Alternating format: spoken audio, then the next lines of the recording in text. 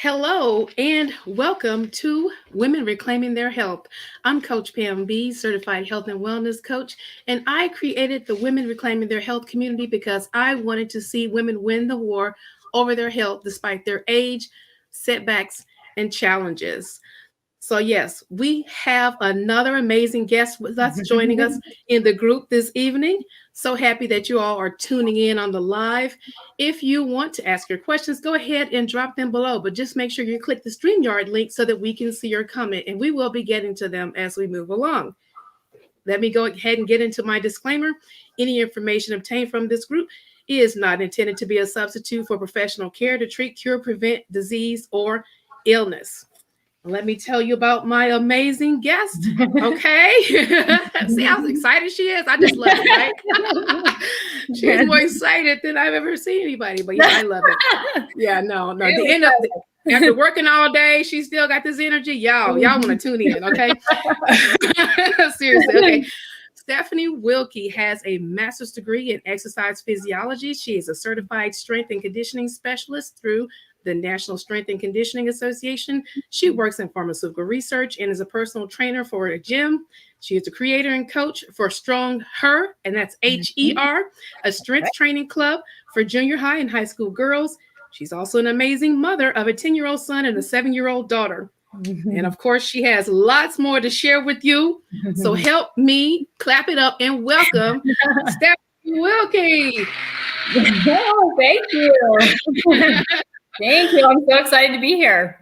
We're super happy to have you. Yeah. Yes. Tell us what you enjoy most about what you do, Stephanie. Yeah. I mean, like you said, I personal train mostly, mostly adult women. I have a few male clients, but it's mostly adult women. And then I have the younger girls but really it's the same. The thing I enjoy most is just helping them, period. Most of them come to me and have no idea, how to do most things, strength training related, really exercise related. So I like to teach them. That's huge. My life is made when I see them somewhere else, and I see them either showing somebody else something that I showed them, or I see them still doing something years later. Or for the girls that I coach, they'll tell me sometimes, that they went home and taught their family some of the stuff that we learned in the club. So I love that. But, I like to be able to teach these people how to do something different and maybe just kind of realize some things that they are capable of doing that they didn't think they could do. So I really think that is where confidence comes from, is pushing yourself to do something different, something maybe out of your comfort zone. Just anytime you do something you didn't think you could do, your confidence just slowly builds. And it kind of builds on each other. You do one thing that you didn't think you could do, suddenly you're doing something else and you're trying something else. So that is really what I enjoy the most about really coaching and training. Awesome. Hard to beat that. Yes. Now, Stephanie, you shared with me that you were an overweight child and you had developed some eating disorders. And, how can we get young girls to see their beauty and start, getting around moving their bodies no matter what their size is? Yeah, that's a struggle for many of us, young and into adulthood, obviously, as we all know. I think first and foremost, it starts with what we're modeling for our girls. So my daughter is 7. So not only what we're modeling in our daily habits as far as like what we're eating and are we exercising at all, or do we take time for ourselves? That kind of stuff is also important and important for your overall wellness. But I think that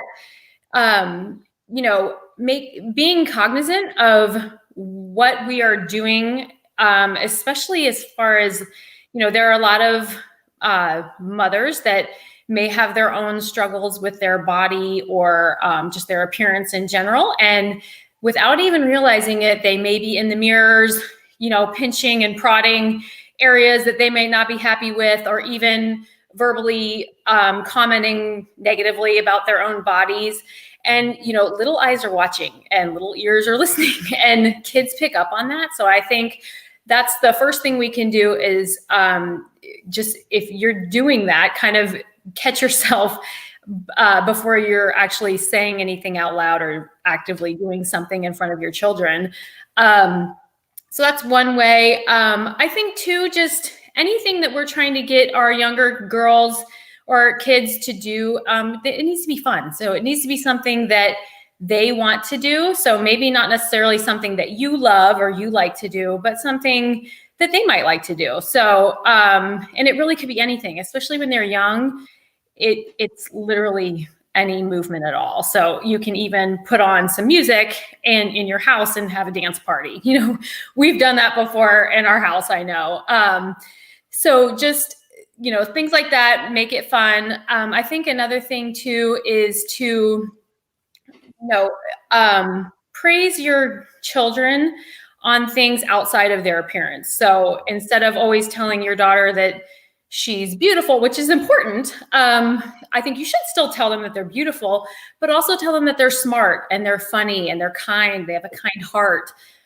You love their imagination or something else about them, because I just think that that alone just builds their overall confidence in themselves and helps them realize that they have more to offer just than their physical appearance. So those are kind of the main things, I think. That's good. That's good. That's Yeah. really good stuff. Thank you.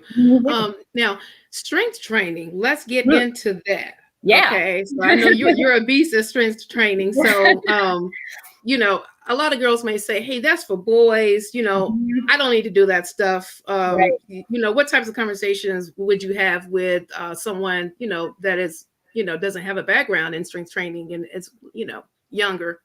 Right.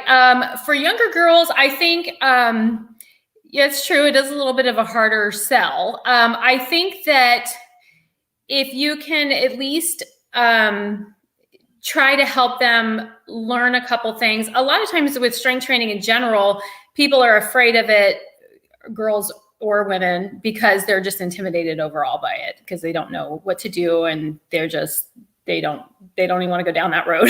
But I think if you can just kind of tell them, you know, this will help you feel better, especially if they're young, you know, high school age, maybe junior high, tell them to help them, make them feel better, you know, and then start to kind of slowly introduce some things. Again, try to make it fun if you can. If you want to pull up, you know, a short something on YouTube even, or some body weight stuff, that's fine, especially if they're younger. But once they start doing it, I think I don't think, I know, because I've seen it from the girls that I've coached, but they start to just feel more empowered. And so once they start getting that feeling of, I can do this, I'm capable, and I feel better. I had I kind of polled some of the girls that I coached and their parents. And one of the things that they told me was they just overall had a better attitude and felt happier. And so I think that just once these girls start realizing that kind of thing, that's the kinds of things that will help keep them going. They'll start just noticing they feel better mentally, they're a little happier, feel a little better, and then they're also just feeling stronger and a little bit more confident that they can do it overall. Awesome. Good stuff. And should women worry about getting like too bulky or too muscular? Because I know a lot of women shy away from that because they say, "Oh my God, I don't want to look like a man. I don't want to, you know, I don't want those hormones to come out." Like, you know, what are your thoughts around that? Yeah, this is one of the things I wish would die, because it's just not true. You know, women don't have enough testosterone in their body to get huge and bulky. So if you see a woman that is super bulky or super muscular, she probably has some outside help there. So it's just really not possible for women to get huge. And it's also not that easy. So it takes a really long time of lifting hard and heavy to even, you know, gain muscle mass. I mean, you can gain muscle mass, but to really gain a lot of mass. So you're not going to get big and bulky. And in fact, it's hard to just tell women this. They almost have to just see it themselves. But once you start lifting regularly, they usually will end up, attaining the goals that they were really trying to achieve anyway, which is, you'll notice things are starting to fit better. You're just overall feeling a little bit tighter. And, so you get those benefits. You're not going to get huge and bulky and feel like a, just puffy look unless you're just also eating a whole lot more on top of that. So it's the concern over being huge and bulky just really shouldn't be there for women. You're going to get, that's not going to happen. Mm-hmm. Okay. Yeah. Okay. Don't worry about that. Good to know. Now, share with us what strength training does for you, not just looking good. So I know there's lots of benefits. So mentally. So I know for me, just in my own personal story, I went for a good, like all throughout I'm 41 now, but all throughout my 20s and up until till I had my son when I was 30, I was a, cardio queen. I did nothing but cardio. I rarely ever strength trained. And it wasn't until I really started, I finally kind of got fed up because I was like, I've been, running and doing the elliptical. I've been doing all these things. My body hasn't changed at all. I kind of just felt like I was spinning my wheels. I mean, it's important to have cardiovascular fitness, yes, but I was wanting to put on muscle and be a little bit leaner, and it just wasn't happening. So, which is kind of embarrassing because I should have known. I have a master's in exercise physiology, yet I was still just not even lifting at all. But so it really wasn't until I made strength training the primary focus of my workouts. I went to the gym and really focused on that. And I knew the benefits of it, but I was just amazed even myself because I literally lost a dress size in 1 month. And everything changed so quickly for me that I was just hooked from that point on. And I enjoyed my workouts more. I noticed, for me, it like, I'm going to go back to that whole like empowered feeling. You feel, it's just a totally different feel from, going out and running, and which is great and fine if you like that. I didn't like going out and just running miles and miles. I did it because I thought I should, but I didn't necessarily enjoy it. So when I started really weight training, I felt empowered. The feeling of strength is just so different. And it made me think to myself, oh my gosh, what else can I do? Not only in the gym, but in other areas of my life. And, strength training also, as you build muscle mass, it helps increase your metabolism. So you burn more calories just at rest. So that's great. You can technically eat a little bit more if you want to. You need to feed your muscle, feed your body to support your muscle. And also for me, it was a great stress reliever. Stress. And also, like I said, now I still lift weights regularly. It's still the main focus of my workouts. And I've noticed even more now that I'm in my 40s that stress and hormones is such a huge thing for us as we start to get 40 and beyond. And it really helps kind of, for me at least, keep that a little bit more in check as well. So that's really just benefits overall. Awesome. Well, yeah. Hey, that sounds like the benefits are endless. It is. Yeah, I'm telling you. Could you share with us 3 tips to stay motivated on the health and wellness journey? You can share more if you'd like, but just. Yeah. Okay. Yeah. So I think the first thing, if you are, wanting to set out on a health and wellness journey, you really need to ask yourself why. And I know you may have heard that. Some of you listening may have heard that before, but you really need to find out why you want to make a change or whatever it is you're trying to do, and really try to get down to the base layer of why. So not just like, well, I want to lose 10 pounds. Okay. It's like, well, why? and keep asking yourself why, a few times over. So I want to lose 10 pounds. Why? Well, I just want to feel a little bit better. Why? Well, because I've noticed I'm not very happy right now because I'm not feeling good in my clothes. So you just keep asking yourself why until you get down to really that root reason, because that's what's going to keep you going. So it's easy to start out and be all motivated on the first few days, but your core reason, which could be, I want to be healthy for into my life so that I can be here for my kids and be a better mother, or be here for my grandkids, or whatever it is. I want to be strong and healthy so I can still do things with them. That's a big reason. So, really trying to get down to that root cause of why is a great one. That's my first tip.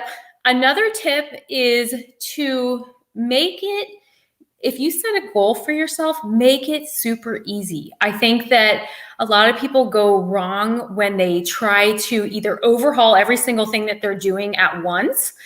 And then it just becomes too much change, too overwhelming to really take on and be successful. So I think, I always tell people, make it so easy you almost can't fail, like just about fail proof. So if you are currently not exercising at all, you might say, okay, I am going to go out and do 2 15-minute walks this week. And that is my goal. And that's it. And so, almost everybody can fit that in somewhere. So something just super, super easy, because as you start to reach your goals, you're going to feel good. You're going to feel accomplished. You're not going to feel like a failure. And that's going to motivate you to continue on. So it's when you set these huge lofty goals that you don't reach because it was way too much to begin with. And then you feel like a failure and you're not feeling good about yourself. And you're like, why am I even trying? So that is tip number 2 that I like to tell people. Super easy goals, especially as you're starting out. And then the third is just kind of throw perfection out the window. Like, you do not need to be perfect. Nobody is. I know that we've all been there and had that, Monday mindset where we're like, okay, we start out, we have a goal. Or we're like, okay, this week I am going to, I'm not eating any sugar this week. Okay, great. Monday, you did awesome. You made it. Tuesday, still doing pretty good, but you're kind of missing your sugar. Wednesday, you're like, really, like, I'm going to have just a little bite of this cookie or whatever it is. Thursday, you are just barely hanging on. And Friday, you're like, this is the weekend. Basically, I already had some of whatever this was, already had some cookies. I might as well just eat the rest, get it out of here. People always think like, well, if I'll just eat the rest of whatever I have in my house, and then it won't be here anymore, and then I won't have to worry about it, and then I'll start again on Monday. And then Monday rolls around and the cycle starts again. And I mean, we've all done this before. So don't feel like you have to be perfect. So if you're like, okay, I'm going to, if you currently are, I'm just using cookies as an example. It could be anything. But if you're currently eating an entire sleeve of cookies every day right now, okay, tomorrow, make your goal. Okay, I'm only going to eat half of this sleeve, or something like that. And it just slowly, and then if you end up eating the whole thing, it's okay. You just go back and start again the next day. Don't wait till Monday. Just give yourself some grace with that, because, nobody is perfect. Nobody that you follow online who makes it seem like they're perfect with what they eat or how they exercise. Nobody is, and it needs to be realistic for your life. So, the thought that you're never going to eat sugar again or never going to do anything at all again is just not realistic. So, just know you do not need to be perfect in order to be successful long-term. And that's the goal, is long-term. I think that's another tip I would have, is to just think of everything no matter what you're setting out to do, ask yourself if you can see yourself doing this in 5 or 10 years still. And if you can't, because it's too difficult to stick to, then consider reassessing what you're doing, because you don't want to, really be really strict for a certain, people have these certain, 21-day or 90-day challenges or whatever. And those are okay to get if you need something to get you started, I guess, but you need to know what you're going to do on day 22 or day 91. So, you need to know that this is a long game. This is not a quick fix. So you're trying to make small changes that you can implement and keep continuing throughout your lifetime that will work for you. So that is a huge tip and suggestion that happens all the time. Okay, I'm doing all the things, and then they end up doing all the things for a very short time, and really nothing long-term there's no change really long-term. Right. So, and I was taking notes too, because everybody comes on, I can learn so much from everybody. So you said, why do you want to do this? Okay.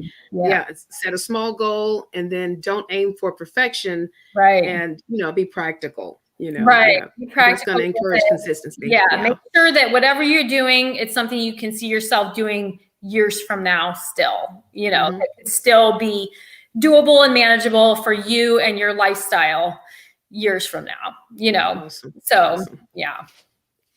So Stephanie, tell us what's up next for you. Like, what are you working on? I know. Well, so like I said before, I currently personal train. So along with that, I have a lot of clients, and even the girls that I coach, they ask you about nutrition, and they want you to give them a meal plan or something to follow. And that's fine. But, a fitness professional and a nutrition professional are not the same. So just because I'm qualified to prescribe exercises and write workouts doesn't mean I'm qualified to give nutrition advice. Or you can give general advice, but not any detailed information. So that's one thing I really want a lot more people to know. So if you are working with a trainer or somebody and they are pushing a meal plan on you or something else, please ask and make sure that they are qualified to do that. There's a line that's very commonly crossed in our field. So I am working on a nutrition certification through a company called Precision Nutrition. So I would like to be able to help my clients in that way. I know it's important and obviously a huge piece of the entire puzzle. So I am working on that personally, and then also with the Stronger Club. It currently is just a local club here in my community for the junior high and high school girls. And just because I've seen so much great results for these girls, I'm not physically, it's really more mentally. And then the feedback I've gotten from their parents and then other community members asking about it, my goal is really to expand it. So I would love to make it a nonprofit and expand it to multiple schools, because I just think all girls this age can benefit from this. It's a safe community. It's a girls only club, and they're all they're mostly beginners. And they're just learning together, and it's just kind of a safe space. So that is my next goal, is to work on expanding the club. Wow, that's going to be huge. Yeah, I know. Yeah, post it. Yeah, we want to hear more, okay, as it rolls out. Okay. Yeah, thank you. So, yeah.